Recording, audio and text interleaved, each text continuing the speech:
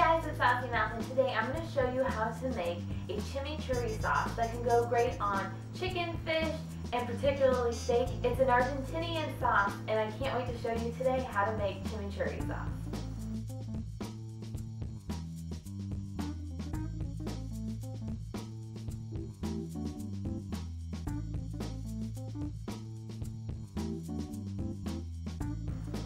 To get started for our chimichurri sauce today, we're going to need garlic cloves, onion, we're going to need some cilantro, flat leaf parsley, I've got a lemon down there, some olive oil, red wine vinegar, and salt, pepper, and red chili flakes. To get started, all I'm going to do is start chopping up my garlic, which I have, for some reason, I got these giant cloves. They're almost the size of shallots. But it's going to call for about 6 cloves of garlic. And so I'm just going to get to chopping them up really nice and fine. Alright, so I have chopped all of the garlic cloves. And we'll just slide them into a mixing bowl here.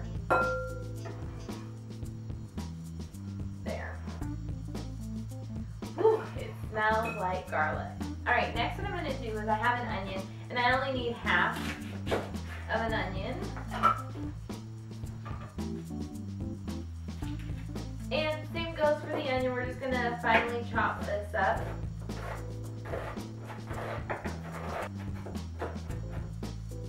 Alright, so I've chopped up the onion, and in it goes into the mixing bowl. Alright, then what I'm going to do is I'm going to start with the herbs, and I'm going to go to the cilantro first, and I've already pre-washed my cilantro. And some people like to use oregano. Okay, this is how it goes. There's 3, possibly 4 herbs that you could use. There's cilantro, flat leaf parsley, oregano, and sometimes basil. I do not like oregano, so I am substituting oregano for cilantro, but usually the 3 that are used, and 2 of them are really only used, so you can decide out of the 3, the flat leaf parsley, cilantro, or fresh oregano. So you just decide what flavor you kind of want out of yours. So all I'm going to do here is just start to really finely chop up this cilantro. So my cilantro is now been chopped. I'm going to add that into the bowl here. Okay. Then next what I'm going to go to is my fresh leaf parsley. Move all this junk out of the way. And once again, this has been washed also. So, just going to take leaves. Alright, and to cut these herbs, I just kind of make a type ball, and just kind of chop at it. Alright, so now I've chopped up this fresh leaf parsley, and I'm going to throw that into the mixing bowl as well. And then I'm going to clean this up, and we'll move on to our next step. What we're going to add in is the red wine vinegar, and I'm going to add in 1/4 cup of that. That just goes in. Then I'm going to add in 1/2 cup of olive oil.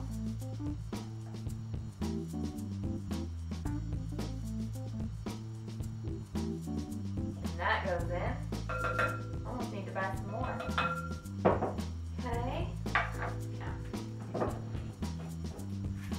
Next what I have is I'm going to use some red pepper flakes. And I'm going to do 1/4 teaspoon.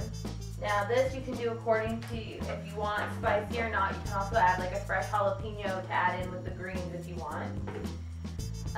Next I'm going to do is a fresh lemon or lime, whatever you have. And I'm just going to use the juice. Next what I'm going to add in is some salt. And I have 1/2 teaspoon there. And I actually want to do 1 teaspoon of salt. And then the pepper, I'm going to do just a pinch of it, 1/8. If you want to get technical. But then that's it. We're just gonna mix it all together really well. Next one I have is I'm using a flank steak, and this is about a pound, pound and a half is what you want to use. Well, depending on your family size. Then I like to use a Ziploc baggie. So what I'm gonna do is add this flank steak in here, just like so. I'm just gonna take probably about, I don't know, 1/4 a cup to 1/2 a cup of this sauce. Get some of the juices in there. And add it here. Make sure we rub it around. Close it up. And then I'm going to let this sit and marinate for about, I like to let things marinate, so I'm going to let it sit for 2 hours. I mean, you can do this for like 30 minutes and it'd probably be fine, but I really, really, really want all those flavors to come up into this steak. And especially the cheaper cuts, you should maybe let it marinate a little more just so you can really get that flavor. So I'm going to set this in the fridge after I've, given it a nice massage. Set it in the fridge. I'm going to do 2 hours and then we'll pop it on the grill. Okay, so I've let my steak marinate, and because it was in the fridge, I let it sit out for about 15 minutes. You don't want to put it on like when it's freezing cold. I also have I've got a grill pan plate that right here.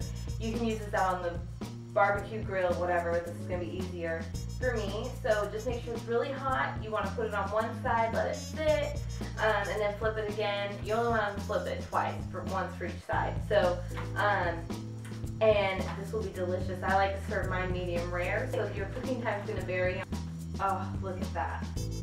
And there's for me, I don't need to put anything on my grill because this has already got it all on there and it's not really going to stick. So, here we go. You hear that sizzle. Alright, so the steak is now done. Turning it off, and now I'm just going to let it sit. And I'm going to let it sit about, probably about 5 minutes before I cut into it. We want the juices to stay in the steak. And if you cut it too fast, it's not going to, the juices are going to come out.